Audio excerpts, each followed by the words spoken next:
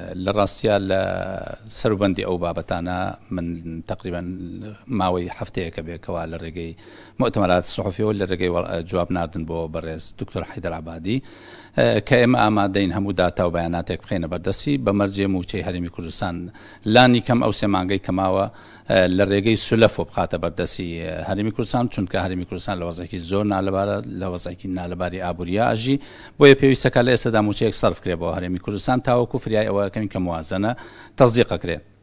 لا دواني ولا يكيك للقاء كان بليني أو يداو بلام ديار بتشاوري أو كداتا وبياناتي دسكوي دواي لقاء ما اللي كردو كواب أو يبتواني البيانات وداتا كان بخينا بردسي ومناقشة لقلاب كين بو يجمعري فرمان بران أو إلا حكومة اتحادي هي زور جواز لو يكلا حكومة هرم ده هي بو يبقين الصيغة كي معقول تابتواني أو موشا يبقاتا أواني كوا مستحقا موشا ورقتن سبارت بوي كان كنالكي ترمان تقلداوه للرجي سفاراتي ولا تبيان كانوا للرجي هم هي السياسيه كانوا ولا ما وي حفتي كخريجي بيوندين و بي اتش برهمي هبه لتشاوري كاين لم حفتي جواب ما بدريت اما لهولو كوشي خمان بردوام بين او امانته وكوا اوانا كبلنا كان يعني برنسر حيدر عبادي وعدي داوه وهم هي السياسيه كان ليره لقل أنداماني لجنة مالي قسمان كردوا أنداماني لجنة مالي هميان بجيرن لو بابتي كوا موشي خلقي هرمي كردستان دابين بكري والنفوتي چونكا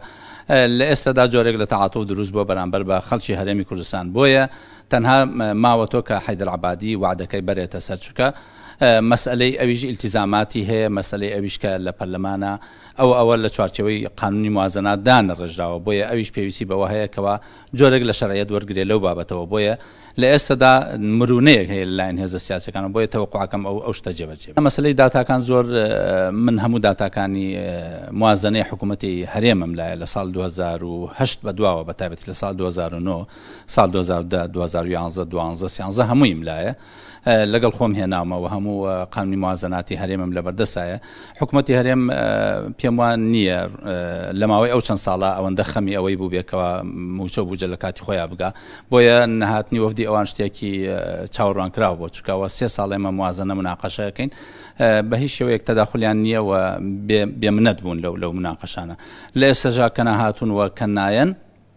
دو اگر هي لوچه تاسع حكومتي حيدر عبادي جوابي لنا جيران يا رازين دانشين لقلنا خالد ومجوان يعني او مرجاني كهيان بو تاسع جبجب كري بويا نان تواني ومرجكان جبجنا كري چكا اوي لو بيش هبو لاسدا حكومتي اتحادي قبولنا كياخذ ناتوان جبجب طبعا بوجه 2008 كوملك خروقاتي دستوري وقانوني تاعي لوي راست وخو يكم كيشك بو يما يدرس كدو بشكي لصاحب وأكال إمك بون من يا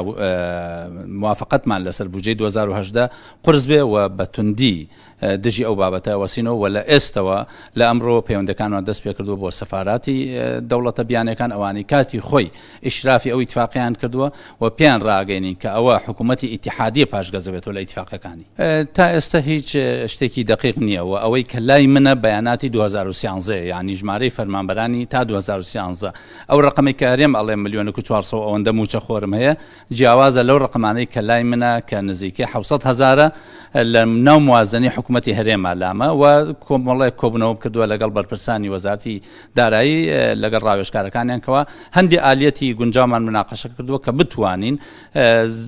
بابلين متخوراني هريم محروم نبن هيك يعني لو بابته متخوري فعلي البته